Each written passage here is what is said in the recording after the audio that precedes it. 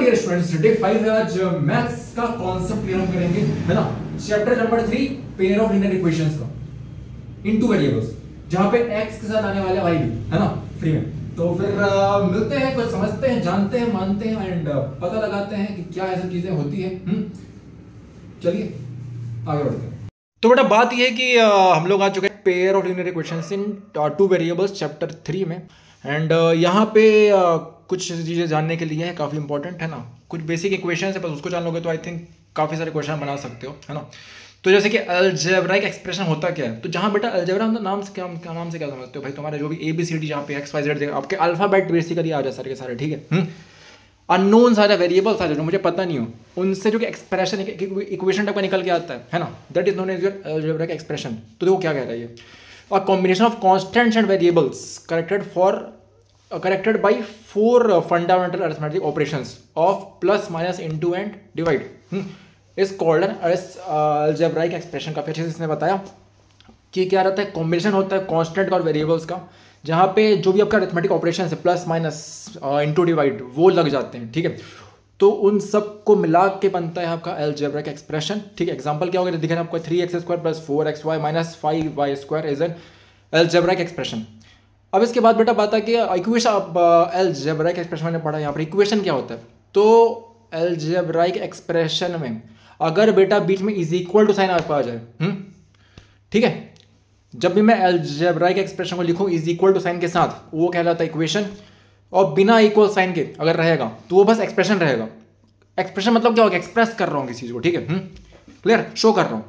लेकिन जब is equal to आ जाए तो वो क्या बन जाता है, इक्वेशन बन जाता है आपका। Example 3x + 9 is equal to 0 हो गया, ये इक्वेशन है, बट 3x + 9 क्या है, एक एक्सप्रेशन है। वाह अच्छी बात है, ठीक है, समझे नहीं समझे। तो अब इसके बाद बेटा बात आती है लीनियर इक्वेशन की। लीनियर देखो नाम से क्लियर हो रहा है, लीनियर मतलब एक लाइन में।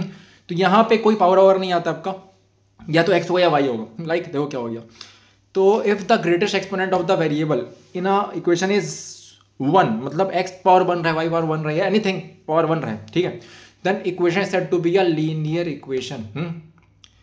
जो मोस्ट जनरल जो फॉर्म रहते हैं, ठीक है, पेयर ऑफ लीनियर इक्वेशंस की, वो क्या होते हैं, a1x + b1y + c1 is equal to 0, या ax bx और c आप मतलब बोल सकते हो, ठीक है। ये कुछ रहता है ax + by + c, है ना।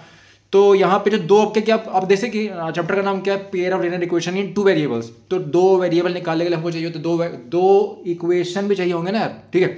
तो because of that reason a1x + b1y + c1 is equal to 0 हो रहा है, a2x + b2y + c2 is equal to 0 हो रहा है।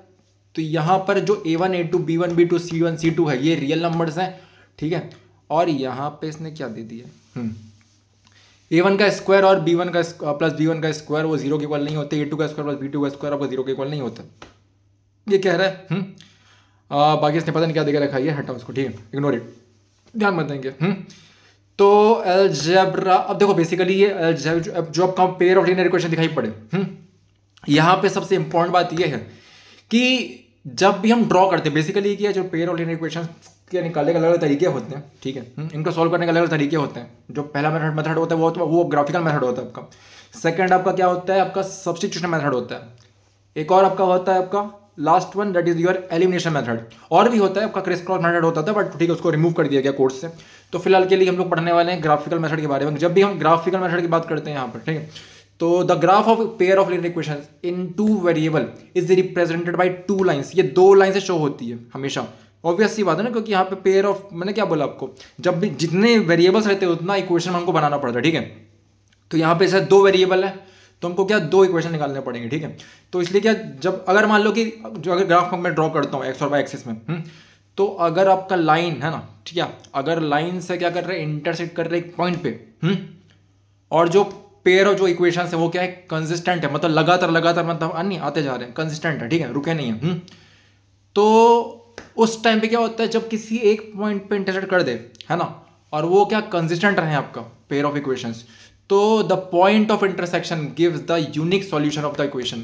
तो ये क्या देता है बेटा, ये यूनिक सॉल्यूशन देता है इक्वेशन का, ठीक है। बोल रहा है कि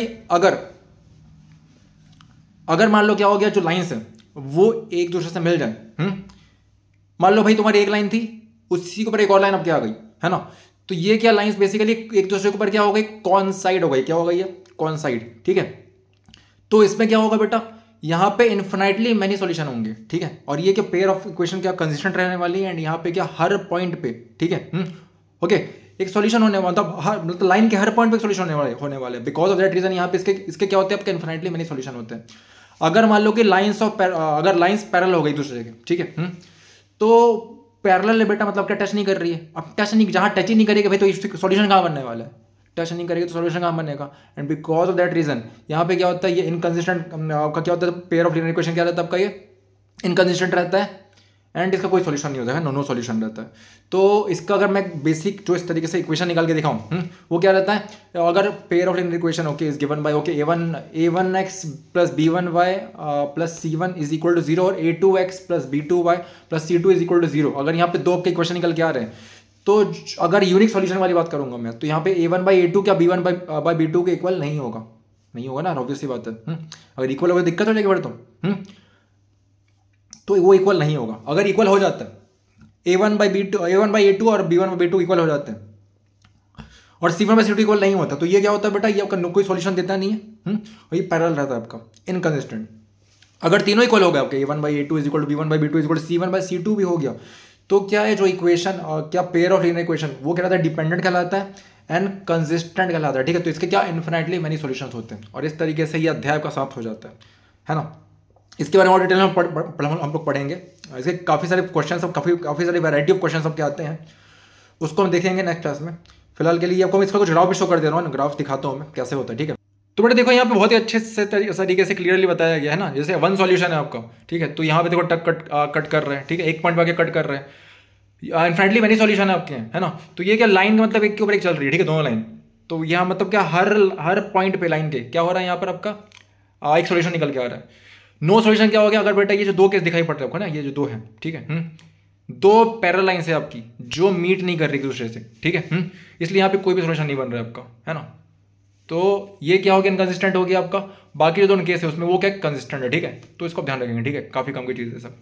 तो फिर चलिए इसी के साथ आज का ये क्लास का जो कार्य था, है ना, की नोट जो थे हमने यहाँ पे डिस्कस किए, एंड आई होप आपको बेसिक जो है इस चैप्टर क्लियर हुआ होगा, कॉन्सेप्ट क्लियर हुआ होगा, है ना। इसके बाद अपन कुछ नया पढ़ेंगे नेक्स्ट डे, तो तब तक के लिए इंतज़ार करिए, मिलते हैं आपसे, है ना, बाय। सो आई होप आपको पसंद क्लास आई होगी आज की। तो अगर क्लास पसंद आई है तो बिल्कुल यार बताओ, एंड कमेंट पे मेंशन करना मत भूलिएगा कि हाँ भाई लेट्स लर्न टुगेदर। मिलते हैं।